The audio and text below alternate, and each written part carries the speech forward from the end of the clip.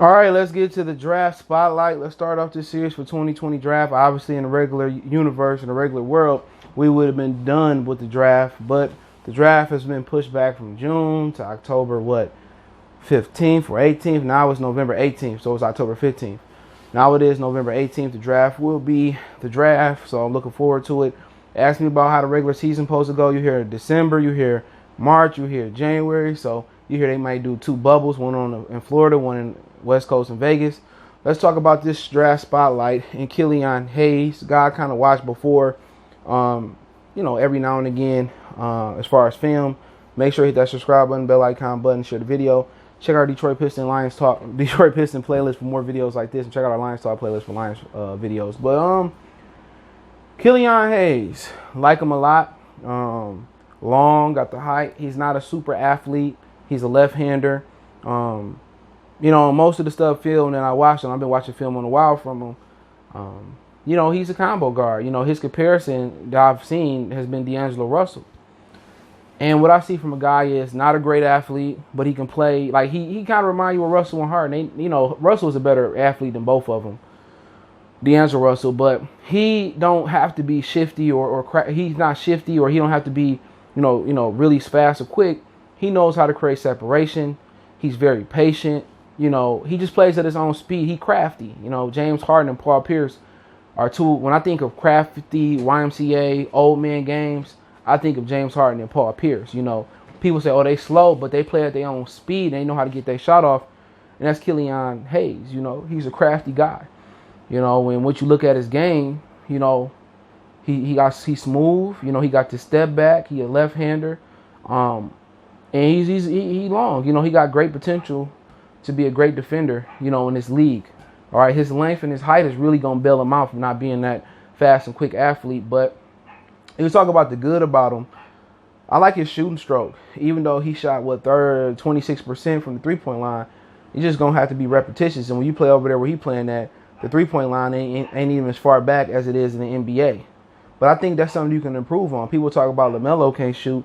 Killian shoot the same percentage as him, damn near. I think LaMelo might shoot a little bit higher in the NBL, but he's a really, really smooth player.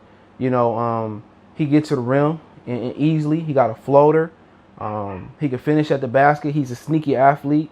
Like I was telling him, his athletic ability reminds me of James Harden, where he can glide by people and he can dunk on you. You don't think he's that explosive athlete, but he will rise up and bang on you. And he can get to the rim. And, he showed me some facilitating skills. You know what I'm saying? He threw some lobs. He threw some, in the paint, crowded passes. He threaded the needle. So, he got good ability, man. He's really, really smooth. Left-hander, get his shot off. He got okay handles. I'll talk about that. He can do the step back. He got the floater game going. He got the entire repertoire really going, man. Where, offensively, he got the mid-range game where you don't even see people popping up at the elbow. It's either three ball or the layup. He can do it all from the shooting standard. I mean, he can guard some ones, some twos. I mean, in a situation that you do want to draft Fred VanVleet, you do want to sign Fred VanVleet, he can guard the bigger two guards, and VanVleet can guard the ones of the league. So his height at 6'5" is ideal pretty much for what you want to do in the backcourt, especially with Luke Kennard. He's 6'5" too, but he's not really the defender that Killian can be. He got great defensive potential. And he can, like I said, one thing I like about him is he's a scorer. He can shoot at all three ranges. He can shoot at 3-point, and I think that improved. He got a mid-range game. He got the floater game. He can finish at the basket. Now, some of the things that I don't like about him before I give my overall synopsis on him is that even when he go right, I heard people in Piston groups saying, oh, he can't go right. He can go right, but when he go right at the basket, he finishes with the left hand regardless. And I don't know how the fundamentals are taught to y'all, but when you go left, when you go to your right, you finish with your right hand. People like to do like that, but if you get fouled, you can't get an and one. So you finish with your right hand and you lay it up like that. That's how you supposed to lay it up. So if you do get fouled, you still can finish at the bucket, but also you're not letting that inside defender, be able to get to the ball, because you can shield him with your body and go with the right hand. But if you come with the left, if you laying up on the right side, and you get into the basket, you lay up with the left hand, now that defender that's coming this way, goes lay up like that, he can get to your shot. And that's the same thing with Jason Tatum. Jason Tatum went to the basket on Bam right hand. Bam went up. He went up with his left hand. Had Bam went up with his right hand, he would have fouled, or he would have got banged on. So he went up with his left, and that gave him an advantage to block the ball. So that's a problem when you going left, when you going right, and you still finishing with your left. Because you in traffic. All the traffic probably going to be on your inside. And now you going up like that. He's landed up like that too. So he's not comfortable with his right hand yet. Even though he can shake left, he can shake right, and bam, he can pop it with the left.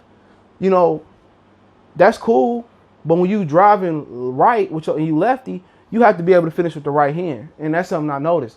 His handles, they okay, but they can use a lot of improvement. You're going to be the primary ball handler for the Detroit Pistons. That's something he can improve on. But with that long stride, his handles can use some work. Obviously, shooting 26% from the three-point line, it doesn't really bother me much. But also being 6'5", 185 pounds, he may not be physically fit to play a full-time role with the Pistons yet. So obviously, he physically has to get stronger in the gym, But overall, overall you look at him, he reminds you of a Russell. You know what I'm saying? But I think he got more of a passive mind state than Russell.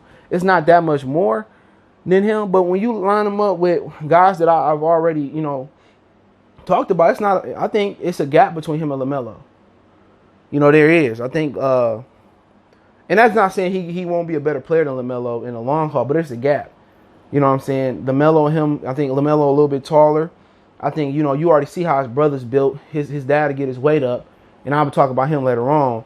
But, they both suffer from shooting deficiencies. They both have great defensive potential. But I think the difference between them is I think LaMelo is a more explosive athlete than Killian Hayes.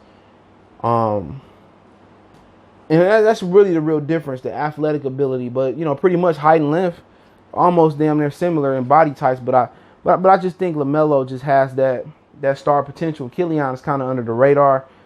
But I see some handle issues. I see he don't like to finish with the left. To finish with the right hand when he's going right. Handles do need some improvement, need to get bigger and stronger. But he's a big guard. But he's not the best guard I evaluated, and I haven't evaluated them all. That's still to be determined. But the one I like the most right now is Tyrese Haliburton. I love him a lot.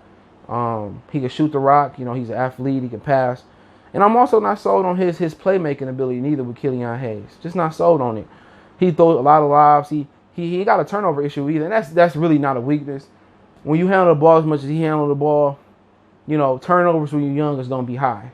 But as long as he get into the league, he learned to take care of the ball and he improve his handles, he'll get there. I'm not really worried about turnover ratio unless it's really, really high, like 5 or 6. But, good player. I still got to do some other, spotlight some point guards and other players. But he's a good player. I think he's warranted to go into the top 10.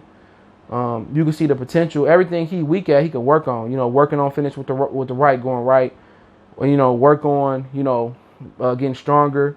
Work on his passing ability and all that. But I do think LaMelo is more a playmaker than he is. And I think Tyrese Haliburton is the ultimate playmaker that I've seen so far in the draft. So, his athleticism doesn't really bother me. But what I love about him is his length, his defensive potential, and he's already a three-range shooter. If you want to add the floater, he got an entire scoring repertoire. But really what you got to worry about with him is the right, going right and scoring with the right at the rim. I'm not really concerned about him going right. He definitely got to add something other than a step back to his game. And also you worried about, with him, just the strength and the playmaking ability. He's throwing some lobs, he threaded the needle with some passes, but I'm really, really concerned, can he really be a point guard in his league like that? He's one of those kids that's kind of a combo guard, but we'll see. I think he's a terrific talent. This is the first spotlight, going into it. I've been trying to get to it, but when they push the draft back, I was like, I might as well push it back. But, I think he's a top 10 talent. But right now, I still like Tyrese Haliburton, but I haven't really done extensive research on Cole Anthony or some of the other point guards. So Haliburton definitely could fall down, but I'll get to him somewhere in the near future. But let me know what you guys think about, Killian Hayes. Don't forget, we on Facebook, Instagram, Twitter. You can reach out if you have a business question, inquiry, sponsorship, video quest. Best way to donate is to share the video. But if you do want to do a donation, Cash App is CJGood313. PayPal link in the description. Don't forget you can check out my other channels for more sports, music, news, and entertainment right here on YouTube, Goodfellas Sports TV. Also check out the backup channel just in case something happened to the channel again, Mercy Sports Talk. But let me know what you guys think about Killian Hayes in the comment section. We gone.